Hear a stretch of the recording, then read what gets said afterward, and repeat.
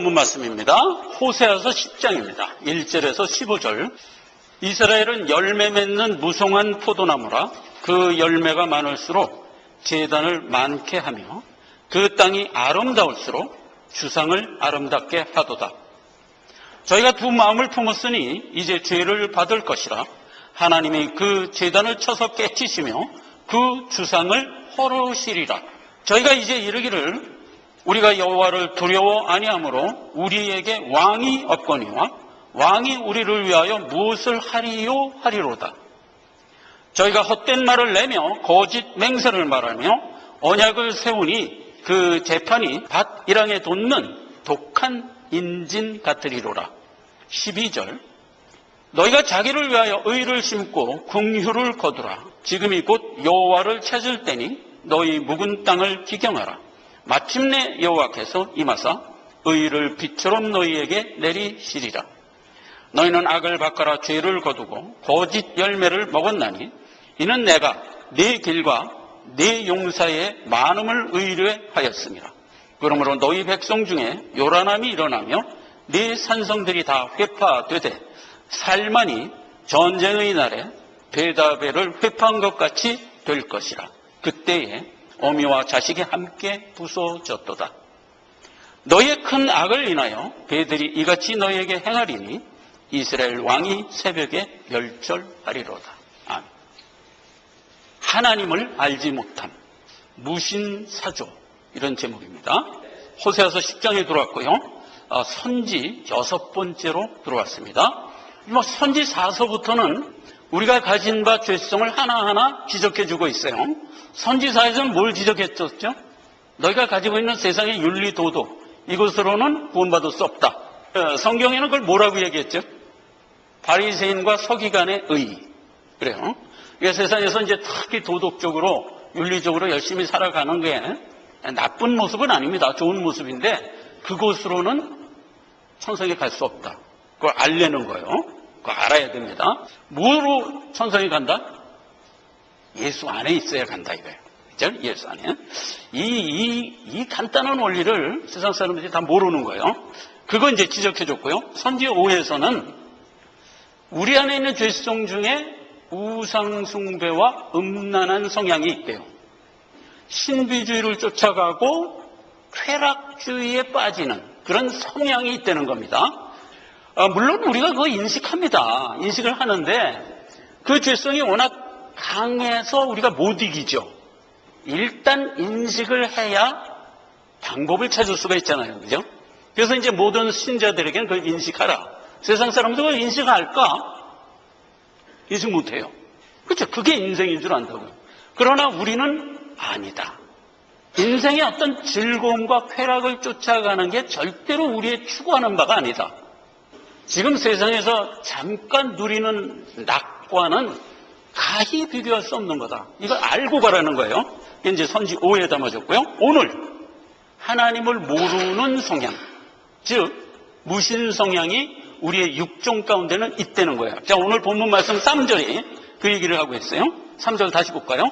저희가 이제 이르기를 우리가 여호와를 두려워 아니하므로 우리에게 왕이 없거니와 왕이 우리를 위하여 무엇을 하리요 하는도다 이거야.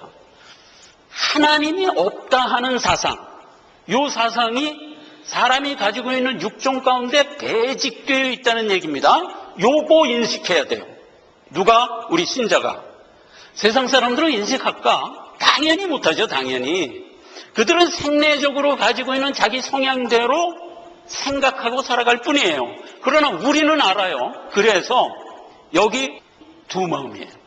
이거는 신자만 가지고 있는 국면이에요.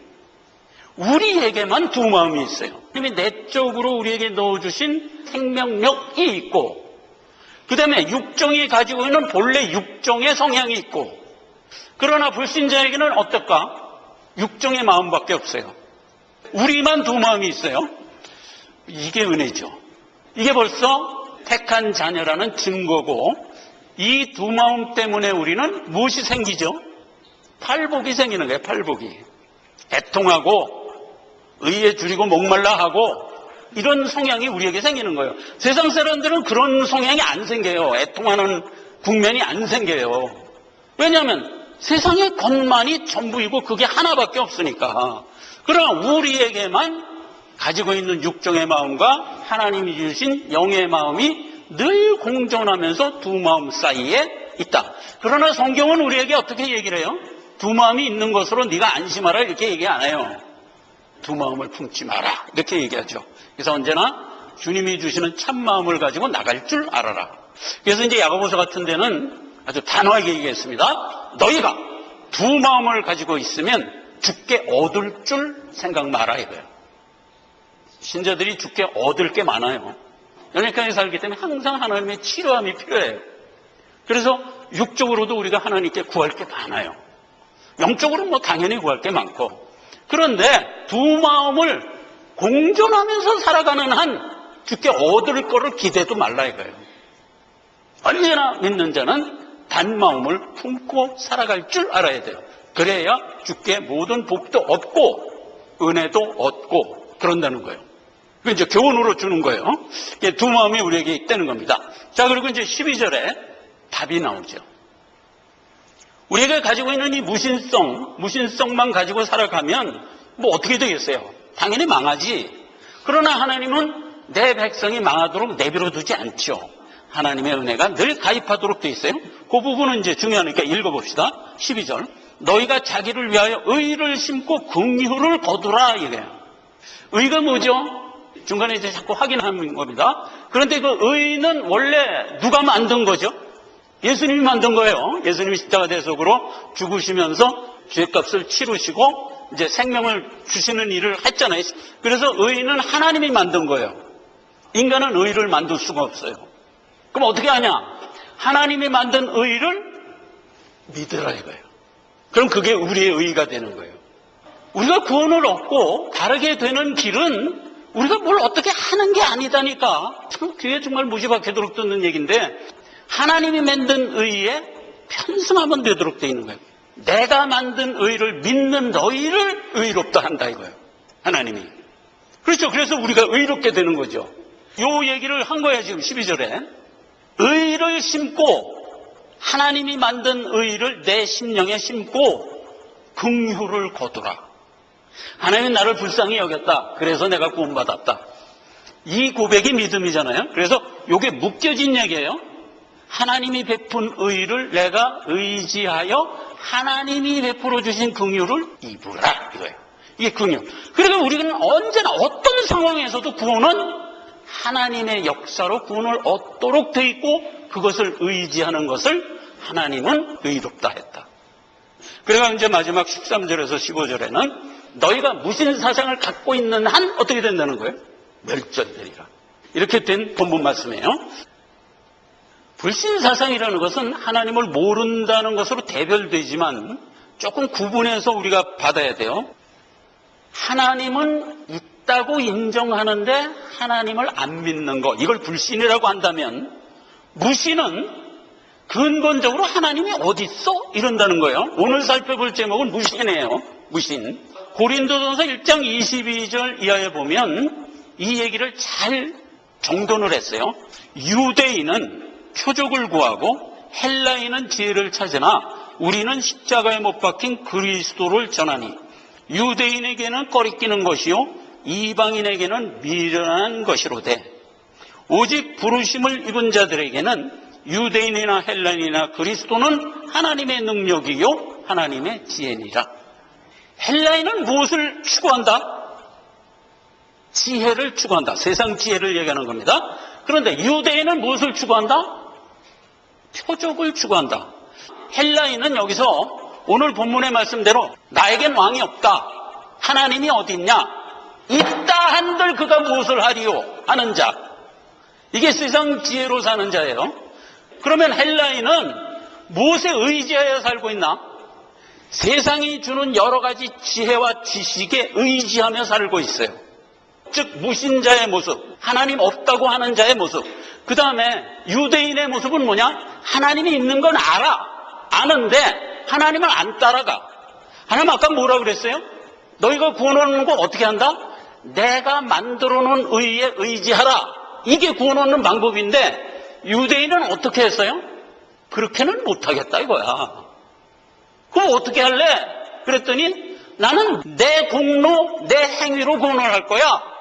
그래서 유대인은 하나님이 만든 의를 꼬리끼게 여기는 거예요. 그래서 구원을 얻으려면 내가 선행을 해야지 하고 나가는 자가 유대인이란 말이에요. 일컬어 불신자. 하나님을 알기는 아는데, 있는 건 아는데 하나님이 하신 일을 안 믿어. 그래서 요거는 오늘의 주제가 아니에요. 요거는 다음 시간에 살펴볼 주제예요. 오늘 주제는 뭐냐? 하나님을 근본적으로 모른다는 거예요. 하나님 없다는 거예요. 자, 여러분, 하나님을 모른다, 하나님이 없다 하는 사상은 근본적으로 사람이 가지고 있는 육정에 자생되는 거예요. 당연히 우리에게도 있죠.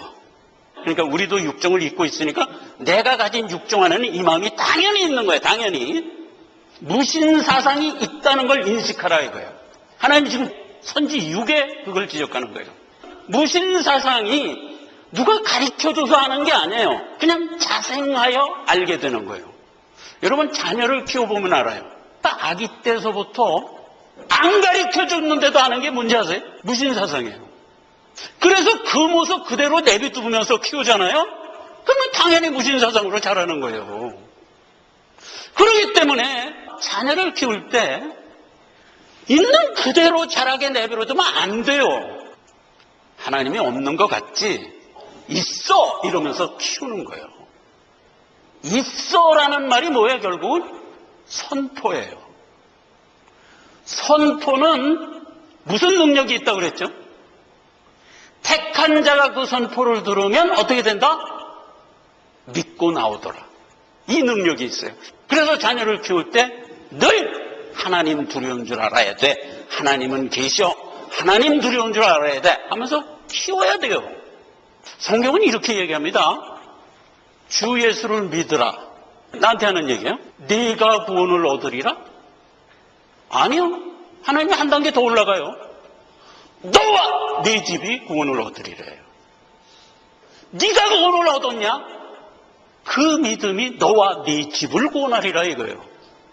그래서 자녀들에게 끊임없이 우리는 선포하면서 자녀를 키워야 돼요. 자, 이런 부수적인 교훈들을 우리가 챙기면서 지금 가는 거예요. 자, 고린도서 1장 21절 이하에 아주 잘 기억했어요. 하나님의 지혜에 있어서는, 이게 구원의 도에 있어서는 세상이 자기 지혜로 알 수 없다 이 말이에요. 그러므로 하나님께서 전도에 미련한 것으로 믿는 자들 구원하시기를 기뻐하셨도다. 세상 사람들은 자생적으로 하는 게 뭐야? 하나님 없다 이거야. 하나님 없다. 그렇게 알고 있는 세상 사람들에게 가서 하나님 있어 라고 설명을 하면 이들이 깨달을까? 못 깨닫는다는 얘기하는 거예요. 이게 지금 못 깨달아. 육정으로는 못 깨달아. 육정은 뭐예요? 우리가 가지고 있는 지성과 이성. 그것으로는 아무리 설명해줘도 튕겨나와요. 그래서 못 깨달아요. 설명하려고 들면 못 당해. 불신자들 못 이겨요 우리가. 하나님은 불신 죄인들을 작은 설명해서 깨달아서 이끌질 않아요. 여러분, 만약 그렇게 이끈다면 무슨 얘기가 되는지 아세요? 예수님이 왜 십자가에 못 박혀 죽으시겠어요? 좋은 도덕책 하나 써서 핑 아담에게 던져주지. 여기 다 적혀 있으니까 잘 읽어 임마. 읽고 깨달아서 나와. 그러면 구원이야. 이러면 되지. 안 그래요? 그렇게는 안 되니까.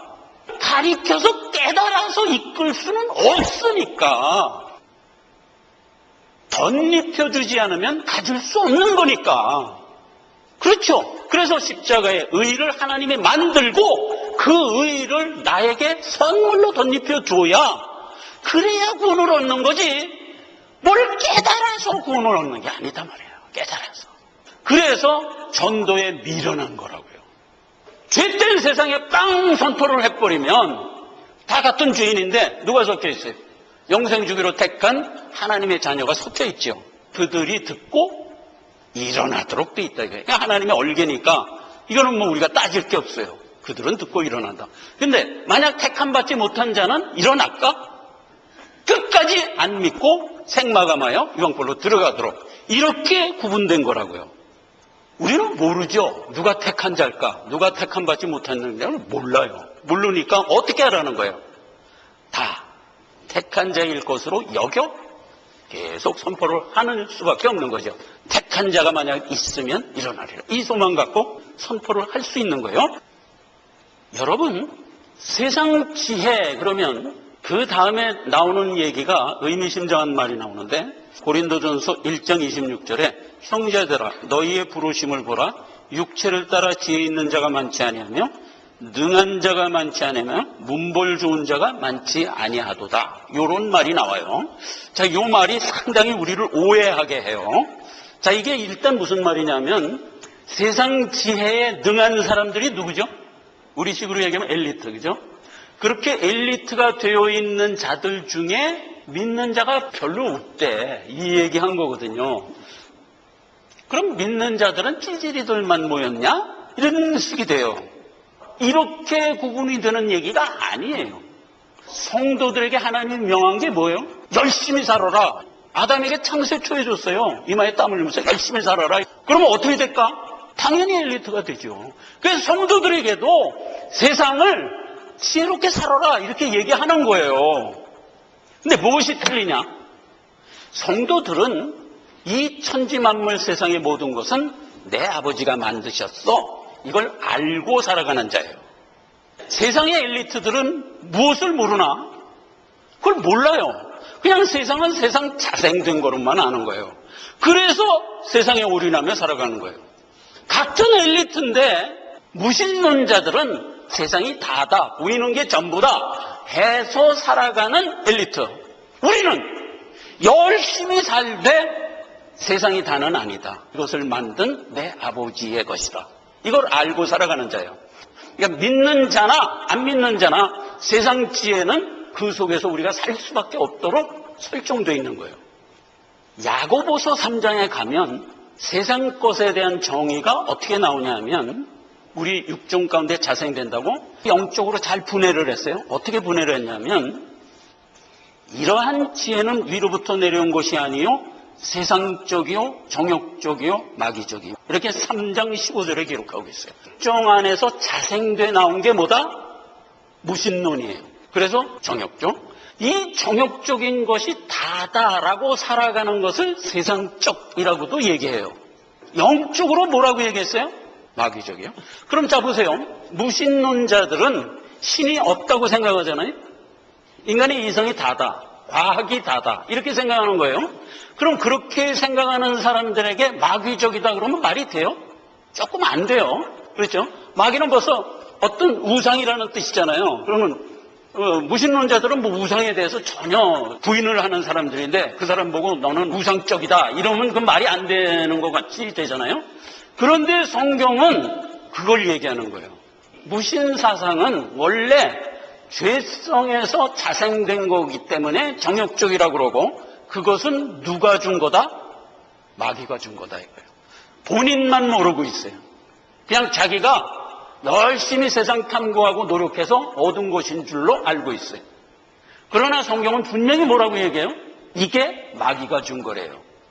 누가복음 4장 6절에 가면 마귀가 예수님 시험할 때 와서 마귀가 한 얘기예요.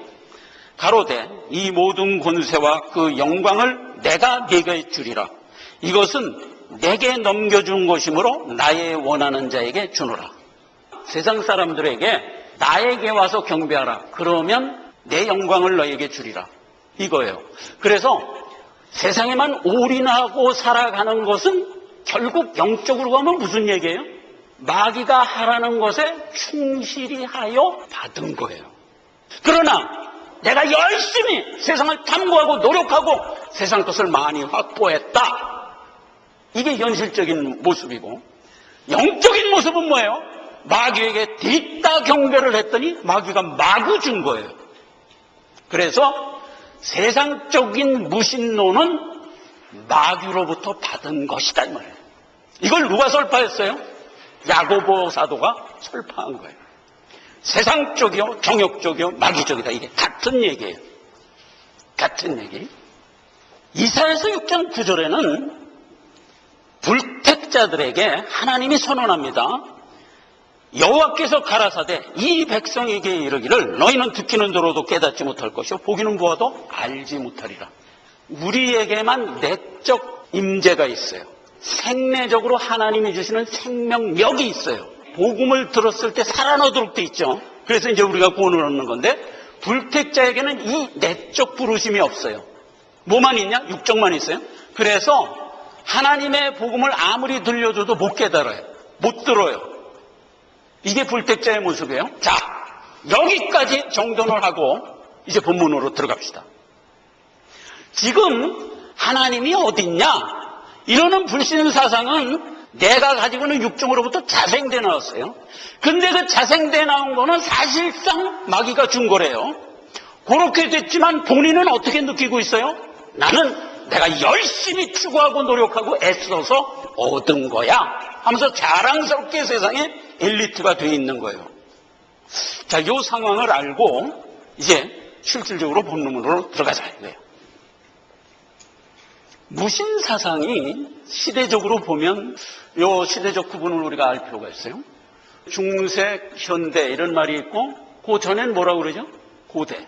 근데 역사적 구분하고 성경적 구분하고 조금 틀려요. 저는 이제 성경적 구분을 따른 건데, 고대는 언제까지냐면 서로마 제국이 멸망하기 전까지를 고대라고 그래. 근데 이제 서로마 제국이 멸망한 데가 476년이거든요. 근데 476년에서 1450년까지를 중세라고 그래요. 중세까지 세상의 기조는 진리 탐구가 대세였어요. 고대로 갈수록 하나님이 없다는 사상보다는 하나님이 있다는 사상이 대세였어요. 중세까지 진리 탐구가 대세였어요. 학문의 중심과 철학의 중심은 항상 진리가 무엇이냐 이걸 탐구하는 데 집중이 돼 있었어요. 중세가 되자 조금씩 인간의 이성이 발달되기 시작했어요. 종교개혁과 문해부흥이라는 시대적 현상이 생겼어요. 중세까지 교계를 지배하고 있던 카톨릭이 완전히 부패해갖고 하나님의 도를 완전히 실종시켰어요. 그래서 중세 천년이 암흑기가 돼요. 빛이 뭘까? 요한복음 1장 1절이 예수 그리스도가 육신을 입고 이 땅에 오니까 그걸 뭐라고 표현했죠? 세상에 빛이 왔다 이렇게 표현한 거잖아요. 그래서 언제나 하나님의 말씀이 빛이에요. 그때 지배하던 종교 세력이 하나님의 말씀을 전부 뽑아버렸어요. 중세 천년은 암흑이 돼버린 거예요. 이제 하나님의 종들이 나와서 종교를 개혁해갖고 다시 초대교회를 회복하는 거거든요. 그게 1500년도에 된 일이에요. 그래서 그때 이성이 발달되고 종교가 개혁돼요. 그리고 나서 1600년에서 1800년 사이에 급속히 과학이 발달해요. 아담이 살아갔던 삶의 기조나 1800년도까지 살았던 삶의 기조가 같았어요. 하나도 발전이 없었어요. 걸어 다니거나 말 타고 다녔어요. 그런데 1800년 이후부터 차가 발명되고 비행기가 발명되고 증기기관이 발명되고 이랬어요. 그래서 빨라지기 시작한 거예요. 그래서 이 어간에 과학이 굉장히 많이 발달됐어요. 세상에 1800년도까지 음식이 왜 썩는지를 몰랐다니까 그냥 음식이라는 건 썩나보다 이렇게 알았어요. 근데 경험적으로 깊은 우물에다가 바구니에다 음식을 담아서 내려놓으니까 안 썩거든. 그래서 음식이 차면 안 썩는구나 이렇게 경험적으로 알았지 왜 썩는지를 몰랐어요. 병이 왜 생기는지를 몰랐어요. 그걸 언제 알았어요? 우린 오래전에 알았을 것 같지? 노 1800년 어간에 알았어요. 1900년도 초에 현미경이 발견됐어요. 그러니까 세상에 미생물이 꼬물꼬물 있네. 그래서 미생물을 연구해 보니까 음식이 미생물에 의해 썩는구나 하는 걸 그때 알았어요. 병이 막 걸리는데 몰랐어요. 그때는 하나님한테 기도하면 낫고 그러면 하나님은 저주해서 죽었구나 이렇게만 알고 있었어요. 그랬는데 현미경이 발달되고 보니까 바이러스가 발견된 거예요. 세상의 병이 바이러스 때문에 생기네 하는 걸 그때 알은 거예요. 그러니 1800년 어간까지 인류의 그 족적은 아담 때서부터 똑같이 살아온 거예요. 그러다가 1800년에 급격히 변한 거예요. 뭐에 의하여? 과학. 근데 이 과학이 불신사상의 산물일까? 자꾸 그렇게 생각해요, 우리가. 아니에요. 하나님이 천지를 창조했다는 기본으로 볼 때 과학은 하나님의 창조 원리의 일부예요. 그렇죠? 하나님의 창조 원리의 일부를 사람들이 발견하기 시작한 거예요. 이게 발견해갖고 나온 게 뭐예요? 하나님이 이렇게 오묘하게 천지를 만드셨구나 하고 나갔어야 마땅하지. 근데 그렇게 안 나보고 어떻게 나갔어요? 하나님이 이제 보니까 없네. 모든 건 과학이었네. 이렇게 나갔단 말이에요. 그래서 그게 무신사조가 태종되기 시작했어요. 1800년도에 무신사조가 태종되기 시작해갖고 그게 발전된 게 진화론이에요. 근데 진화론이 이거 가설이에요. 1830년도 어간에 태동됐는데 그때 이 진화론은 과학의 힘을 등에 업고 세상에 발표가 됐어요. 그래서 전부 사람들이 과학인 줄 알았어요. 2000년도에 들어와서 그때 얘기했던 진화론은 전부 허구라는 게 지금 과학으로 증명이 됐어요. 지금은 이게 허구라는 게 증명이 됐는데 그때는 이게 절대 과학인 줄 알았어요. 그래갖고 사람들이 여기에 그만 다 녹은 거야. 리마르크의 용부령설. 인간이 자꾸 진화해갖고 필요한 부분은 발달되고 필요 없는 부분은 도태된다. 이렇게 주장을 한 거예요. 여기 리마르크가 주장한 거예요. 그래서 인간에게 원래 꼬리가 있었는데 필요가 없어서 자꾸 도태돼갖고 인간에게 꼬리가 없는 거야. 이런 식으로 주장한 거예요. 그때 사람들은 이게 다 맞는 줄 알았지. 다 맞는 줄 알았어요. 그 다음에 다윈의 자연선택설. 이게 뭐예요? 적자생존의 원리예요. 동물들이 적응을 해서 이기면 생존하고 지면 도태된다. 이건 어느 정도 맞는 얘기인데 이 자연선택설을 말하자면 진화론에 가장 대두시킨 거예요. 그래갖고 뭐 갈라파고스 그 섬에 가니까 뭐 여러 가지 그 동물들이 있는데 어떤 그 동물에는 뭐 물갈퀴가 있더라. 그래서 이 동물은 진화된 거다. 뭐 이렇게 해갖고 이제 자꾸 이 진화론을 발달시킨 거예요. 그 다음에 이제 마지막으로 드브리스라는 친구가 돌연변이를 들고 나와요. 이 돌연변이는 실질적으로 유전학이 있어요. 있는데 이게 진화론의 터닝 포인트가 됐다는 거예요. 원숭이가 어떻게 사람이 되느냐? 쭉 가다가 점점 변해서 사람이 될 것 같은데 그렇게 변하는 과정에서 탕 하고 돌연변이가 돼서 사람 비슷한 게 나왔다는 거야. 그리고 사람이 됐다는 거야. 그러니까 진화론에 의하여 얼마든지 아메바가 변하여 물고기 되고 물고기가 변하여 뭐 파충류가 되고 그게 변하여 뭐 나중에 사람이 되고 하는 곳으로 얼마든지 추론할 수 있게끔 요 화상단지들이 만든 거예요. 근데 이게 전부 뭐야? 허구라니까. 근데 그 당시에는 이게 전부 과학인 줄 알았어요. 그 백성들이 다 믿은 거야. 믿고 나니까 무슨 문제가 생겼나? 지금까지 성경은 모든 만물을 하나님이 창조했다고 그랬는데 알고 보니까 아니네. 이렇게 된 거야. 아니네. 그리고 모든 신앙을 그때 다 버렸어요. 그래서 대세가 지금까지 뭐였어요? 진리탐구가 대세였는데 이때부터는 대세가 뭐예요? 무신사조가 대세가 돼버렸어요. 미국을 보자고요. 미국이 1929년도에 온 사회가 무신사조로 거의 1년 사이에 바뀌어버려요. 미국의 전 국민은 100% 기독교 신자였어요. 그 당시에. 그랬는데 진화론에 어떤 재판이 하나 있었어요. 그 재판 결과로 그때 라디오가 있었어. 전국에 라디오가 중계되면서 창조론과 진화론이 붙은 거야. 그래갖고 그게 하루 종일 재판 라디오를 통해서 나누는데 진화론을 주장하는 변호사 측이 무지하게 똑똑한 거야. 무지하게 똑똑한 거야. 그런데 창조론을 들고 나온 이 원고 측은 꼴통꼴통 쓰고 꼴통인 거야. 그래갖고 재판은 얻은 게 이겼느냐? 창조론이 이겼어요. 이겨갖고 $100 벌금을 물린 거야. 그래서 재판이 끝나고 나니까 미국의 전 국민이 이거는 언페어하다. 저 똑똑한 진화론자가 어떻게 패할 수가 있단 말이냐. 그래갖고 일시간에 뒤집어졌어요.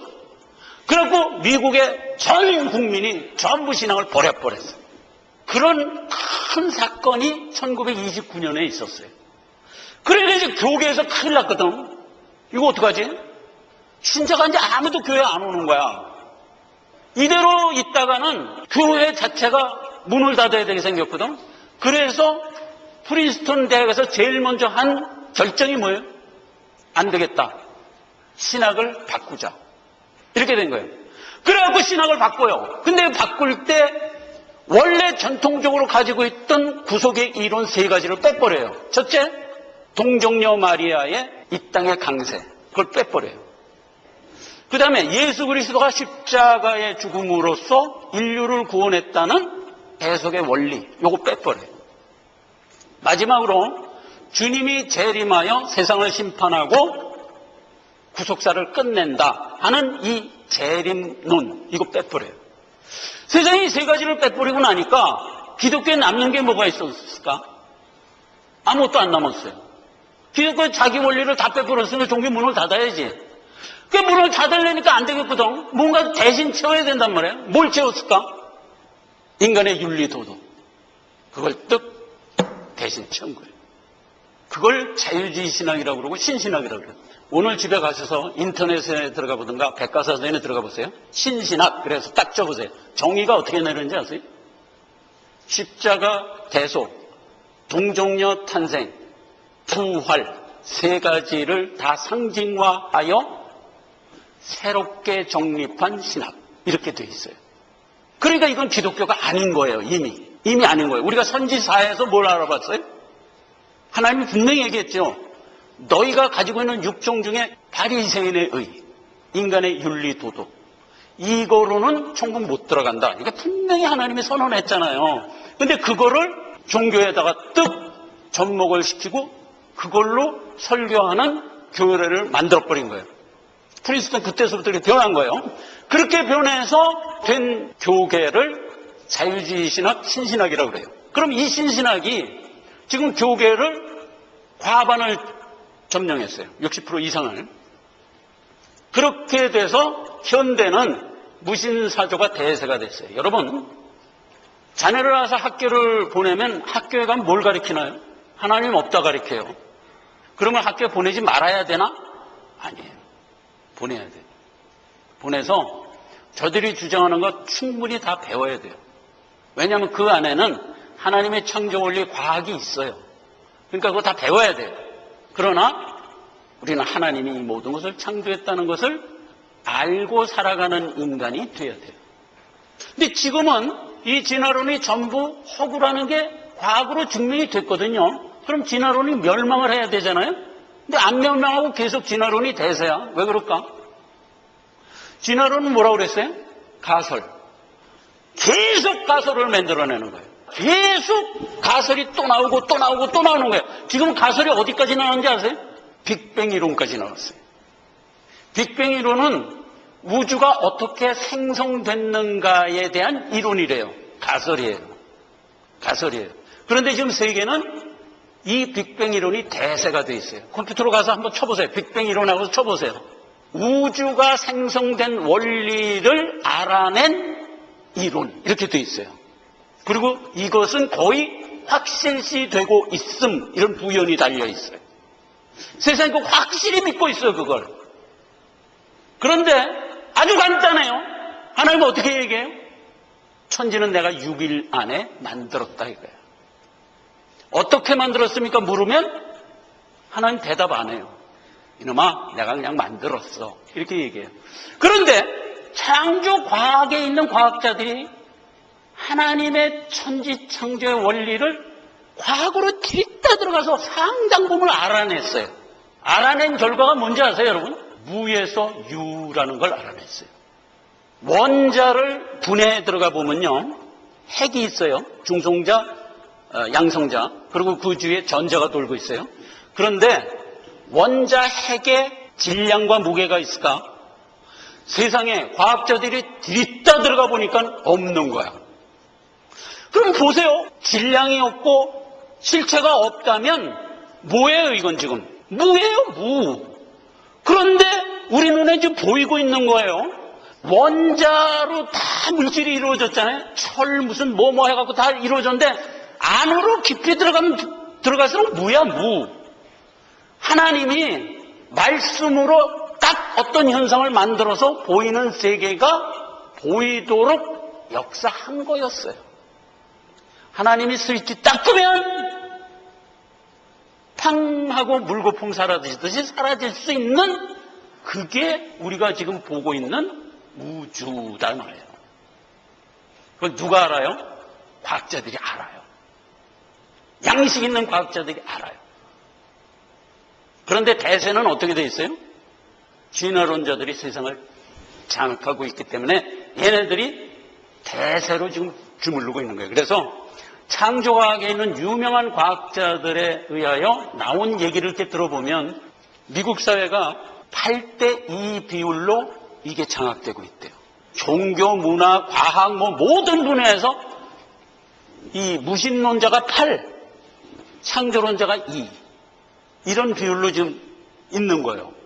그래서 창조론자가 어떤 소리를 이제 내잖아요. 그러면은 일제히 8이 왕따를 시켜버려요. 이게 현실이에요. 근데 우리는 모르지 이걸 지금. 모든 분야에서 그래요. 여러분 인터넷에서 재밌어요. 그런 걸 한번 찾아 들어가 보세요. 찾아 들어가 보면 교계도 지금 뭐가 대세예요? 신신학이 대세예요. 근데 거기서 바른 구원의 도를 갖고 등 한 사람이 들어가서 막 목소리를 내잖아요. 그러면 그 포럼에서 그 사람을 완전히 왕따시켜버려요. 아니 저런 수국골통이 어떻게 이런 자리에 왔냐. 자, 쟤 좀 끌어내라. 쟤 좀 끌어내라. 이래요. 그게 막 화면에 나와. 무슨 얘기냐. 예수님이 십자가 대속으로밖에 구원은 안 돼. 하면서 막 떠들면 누가 거기 포럼에 온 아주 저명한 신학자들이 야 이거 어쩌다가 저런 애가 속게 쟤 좀 어떻게 드러내라 이래. 그게 막 화면에 나와. 세상 지금 이래요.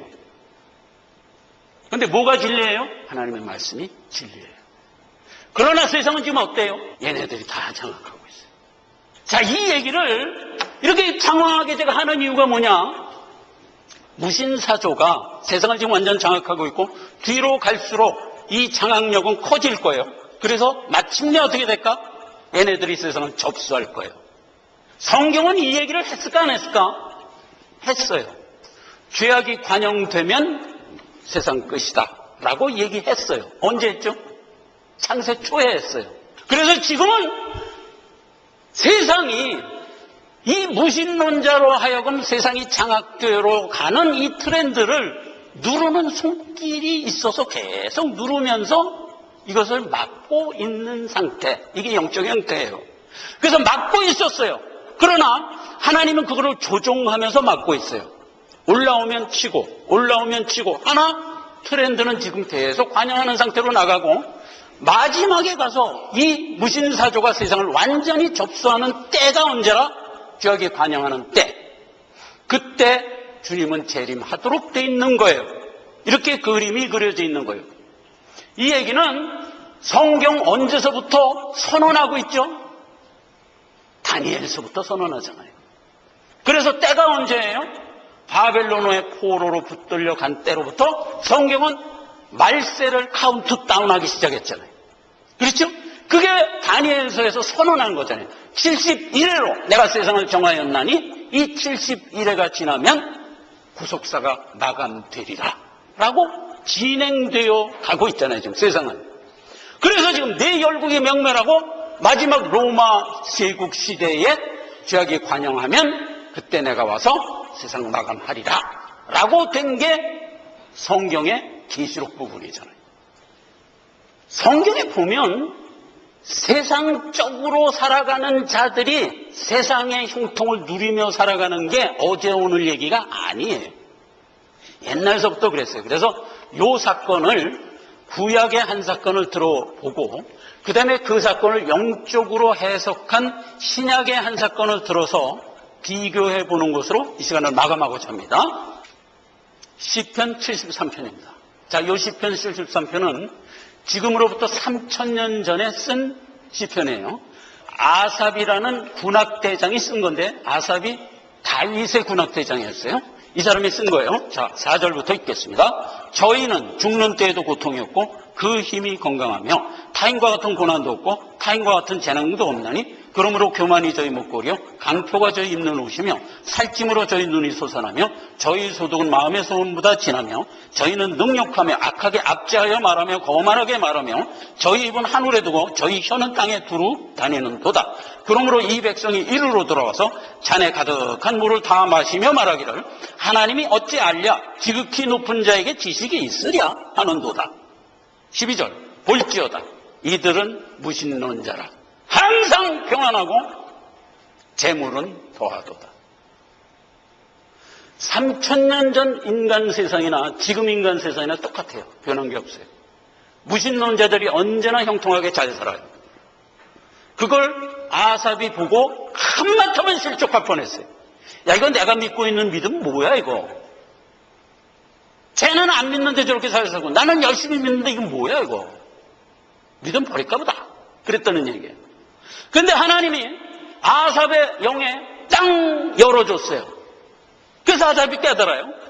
16절 내가 이를 어찌할까 하여 생각한즉 내게 심히 곤란하더니 하나님이 성소에 들어갈 때에 저희 결국을 내가 깨달았나이다. 주께서 참으로 저희를 미끄러운 곳에 두시며 파멸에 던지시니 저희가 어찌 그리 졸지에 황폐되었는고 놀람으로 순식간에 전멸되었도다. 깨달아야 돼. 그리고 이제 22절에 신앙 고백을 하는 겁니다. 주여 내가 이같이 우매무지하니 주의 앞에 짐승이오나 내가 항상 주와 함께하니 주께서 내 오른손을 붙드셨나이다. 주의 고운으로 나를 인도하시고 후에는 영광으로 나를 영접하시리니 하늘에서는 주 위에 누가 내게 있으려 땅에서는 주밖에 나의 사모할 자가 없나이다 하는 바르고도 바른 신앙 고백을 하는 것으로 끝이 나요. 여러분 아삽이 세상 사람들이 형통한 것을 보고 하마터면 실족할 뻔했어요. 그런데 하나님이 확 깨닫게 해줘서 깨닫고 바른 신앙 고백을 했다 하는 얘기예요.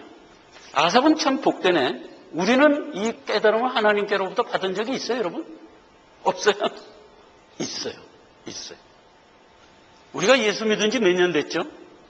많게는 40년, 적게는 20년 됐어요. 항상 교회 와서 성경을 대하면서 귀에 못이 박히도록 들은 얘기가 뭐예요? 짧은 인생 지나가면 다 허무하니라 영원히 계속될 천성의 내 소망을 두라. 이게 성경에 지금까지 해왔던 얘기죠. 무지하게 많이 했어요. 아삽만 깨달았을까? 우리도 다 알아요. 여러 예를 들어서 주님도 얘기를 했고 히브리서에도 얘기를 했고 사람이 한 번 죽는 건 정한 것이요 죽음에는 심판이 있다. 얼마나 많이 얘기했어요. 근데 일부러 귀를 막나요? 아니 아삽처럼 우리가 다 알고 있는 바예요. 다시 한번 오늘 하나님이 주신 그 말씀을 굳건히 붙들으라 이거예요. 자, 이거 똑같은 얘기를 신약에 들어오면 영적으로 한번 했어요. 그 얘기를 들어가 보면 더 확실히 알 수가 있어요. 마태복음 5장이에요. 이거는 누가복음에도 똑같은 게 기록되는데 배에서 나오시면 그 더러운 귀신이 들린 사람이 무덤 사이에서 나와 예수를 만나다. 3절 그 사람은 무덤 사이에 거처하는데 이제는 아무나 쇠사슬로도 매수롭게 되었으니 이는 여러 번 고랑과 쇠사슬에 매였어도 쇠사슬을 끊고 고랑을 깨뜨렸음이로라. 그리하여 아무도 저들을 제어할 힘자가 없느니라. 밤낮 무덤 사이에서 산에서나 들에서나 소리 지르며 돌로 제 몸을 상하고 있더라. 그래서 주님이 가서 묻습니다. 네 이름이 뭐냐? 분대니이다. 아니 귀신 이름이 뭐 분대냐? 많아서 그렇게 붙였습니다. 그래 나가. 이랬더니 나가버렸어. 마침 옆에 돼지떼가 치고 있었어요. 귀신이 얘기합니다. 저 돼지떼에 들어가면 되겠습니까? 들어가. 몽땅 돼지떼에 들어갔어요. 2000마리 돼지가 그 옆에 있었는데 전부 물에 빠져서 죽었어요. 그래서 이 사람 속에 들어갔던 귀신이 2000마리쯤 됐나 보다 하고 유추를 할 수 있게 해 주셨어요. 자, 그리고 이 사람이 이제 온전해졌어요. 18절에 예수께서 배에 오를 때 귀신 들렸던 사람이 함께 있기를 간구하였더니 19절 허락지 아니하시고 저에게 이르시되 집으로 돌아가 주께서 내게 어떻게 큰일 행하사 너를 불쌍히 여기신 것을 고하라. 그랬더니 이 사람이 가서 예수께 자기에게 어떻게 큰일 행한 것을 데카볼리에 전하니 모든 사람이 기여기더라. 이렇게 된 얘기예요. 다음 지도로 한번 봅시다. 지금 데카볼리라고 그랬어요. 데카볼리는 헬라어예요. 데카가 열이라는 거고 폴리스가 도시라는 거예요. 그러니까 10개의 도시 이런 뜻이에요. 그래서 여기 보면 스키토폴리스, 벨라, 가다라, 히포스, 다메세, 라파나, 카나타, 거라사, 빌라델비아. 그래서 10개의 도시를 일컫는 말이에요. 헬라화된 도시예요. 예수님 당시에. 그런데 이 10개의 도시가 그 당시에 최첨단 문명사회였어요. 폼페우스 장군이 BC 63년에 유대 반란을 진압하러 와갖고 이 지역을 로마 지정화해요. 그래서 화폐도 스스로 만들 수 있게 해주고 유대의 분봉왕의 지위로부터 뺏거려요. 그러니까 최초의 문명세계예요. 여기에 예수님이 온 거예요. 거라사가 얼마나 문명세계였냐면 이게 뭐죠? 개선문인데 이게 원래 로마에 있잖아요. 그런데 이 거라사에도 이 똑같은 문을 하나 세웠어요. 로마에 가면 그 유명한 원형극장 있는 거 아시죠? 그런데 이 데카폴리스 안에 원형극장이 있어요. 제가 성지순례 갔을 때 이 원형극장 한번 가봤어요. 이 산자락에 원형극장 이렇게 졌는데 깜깜하게 저 밑에 무대가 있고 쫙 이렇게 계단이 있어요. 근데 저 밑에 바닥에서 양부선아 이렇게 작게 불리는데 확성기로 들리는 것 같이 들려. 이 과학적으로 잘 만들었더라고. 이런 원형극장이 이 여기에 있어요. 완전히 여기가 미니 로마예요. 이렇게 문명세계예요. 이 문명세계에 예수님이 온 거예요. 와서 누구를 만나요? 군대기 신자를 딱 만나는 거예요. 자, 여러분, 이거는 표적이에요. 군대기 신자를 만나서 그 귀신을 뽑아내줬다 하는 표적이에요. 그러면 예수님의 표적은 뭐 때문에 우리에게 보여줬죠? 예수님의 구속 역사를 바라보라는 화살표잖아요. 그래서 표적이라는 말은 세마이어라는 말로서 화살표라는 뜻이에요. 절대로 이 표적이라는 말이 이적, 기적 이런 말 아니에요. 절대로 그런 말 아니에요. 화살표라는 말이에요. 그렇기 때문에 예수님이 한 표적은 여러 가지가 있죠. 문둥병 고치고 죽은 자 살리고 소경 눈 떠지고 하는 게 전부 뭐를 바라보라는 표적이었어요? 예수님이 하신 구속 사역을 바라보라는 표적이었어요. 그러니까 문둥병 자체가 죄라는 뜻이에요? 아니에요. 아니에요. 그건 하나의 병인 거예요. 그런데 그 병을 고쳐줌으로써 우리가 어떻게 구원을 얻었는가에 대한 원리를 바라보도록 해준 거지. 오병이요. 하늘에서 빵이 막 떨어져서 먹었어. 그러면 그게 빵을 내가 너에게 주겠다 하는 의도였어요? 아니잖아요. 내가 하늘로부터 내려온 말씀이니라 이거 보라는 뜻이었잖아요. 그러니까 표적. 그러면 여기서 군대 귀신 들린 자를 고쳐줬다는 표적은 무엇을 바라보라는 것이었을까? 이렇게 생각을 해야지 군대 귀신 들린 정신병자를 고쳐줬다가 원하는 메시지가 아니라는 것쯤은 알죠 이제. 그렇죠. 그러니까 군대 귀신 정신병 고쳐줬어. 이게 메시지 아니. 뭔가 표적이 있겠지. 그걸 찾아보자면 그게 뭐예요? 오늘 무신사상이에요. 무신사상. 이 지금 군대 계신 자가 어디에 있어요? 자, 이게 전부 영적으로 해석해야 돼요. 무덤 사이에 있어요. 무덤은 뭐예요? 더러운 것. 세상은 뭐예요? 성경이 늘 더러운 것. 자기 몸을 항상 해하며 살아요. 자기 몸을 해하며 산다는 게 무슨 뜻? 짧은 인생 살고 나면 유황불 이런 뜻이잖아요. 그렇죠? 내가 이제 유황불 들어갈 것도 모르고 사는 거야. 그게 자기 몸에 하면서 사는 거예요. 아무도 못 말려. 무슨 뜻? 교만. 세상의 무신론자를 뭐로 막겠어요, 여러분? 못 말려요, 못 이겨요. 과학계에 들어가도 80%를 차지하는 그 화장단지들을 못 이겨요.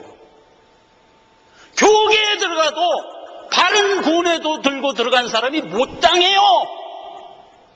야, 쟤 왜 어떻게 이 자리에 들어왔냐? 드러내라. 이래갖고 우글우글 몰려서 드러내지. 못 당한다니까. 그 얘기예요. 세상에 푹 절어서 아무도 제어할 자가 없는 거예요. 쇠사슬로 묶어도 소용없고 다 끊는 거야. 이 얘기를 하는 거예요. 근데 이게 누가 어디에 있었어요? 그 많은 이스라엘 지역 중에서 왜 하필 데카볼리에 있다고 얘기했을까? 세상의 엘리트들을 지칭하는 얘기예요. 하나님 모르고 세상 것이 다다라고 살아가는 저 엘리트들을 얘기하는 거예요. 그들은 뭐예요? 그대로 인생 살고 죽으면 그냥 유황불이에요. 볼 것도 없어요. 그런데 예수님이 오셔서 그 데카볼리의 엘리트 중에 구원 얻을 자가 하나 있다 이 말이에요. 그러면 어떻게 할까? 여축 없이 구원해내는 거예요. 그 얘기를 하고 있는 거예요. 여러분, 이렇게 구원 얻은 이 사람을 예수님 뭐라고 명해요? 데카볼리로 가! 이렇게 얘기한 거예요. 그렇게 해서 데카볼리로 온 자들이 누구예요? 우리들이에요. 우리들이에요. 우리가 지금 문명세계에 믿음 들고 저 화상단지들 틈에 살고 있어요. 이게 어떻게 여긴다? 기이 여긴다 이거예요. 우리를 보고 기이 여긴다 이거예요. 야, 어떻게 너같이 똑똑한 애가 예수를 믿냐? 이런다고요. 이 눈총을 받으며 하나님의 구원의 도를 굳게 붙들고 살아가는 자로 하나님이 지금 우리를 불렀다 이거예요. 이걸 호세아 선지자가 선지 6에 담아준 것이다. 기도하겠습니다. 아버지 하나님의 은혜를 감사드립니다. 하나님께서 우리를 긍휼과 의로 세우시고 구원해 주셨습니다. 우리가 어떤 자리에 있든 하나님이 택한 자는 반드시 구원하여 세운다는 이 큰 은혜를 오늘 선지육을 통해서 다시 한번 확인합니다. 하나님의 은혜를 감사합니다. 우리의 받은 이것을 굳게 붙들고 문명사회에 나가서 하나님의 도를 지키며 살아가는 등불이 될 수 있게 하옵소서. 예수님의 이름으로 기도했습니다. 아멘.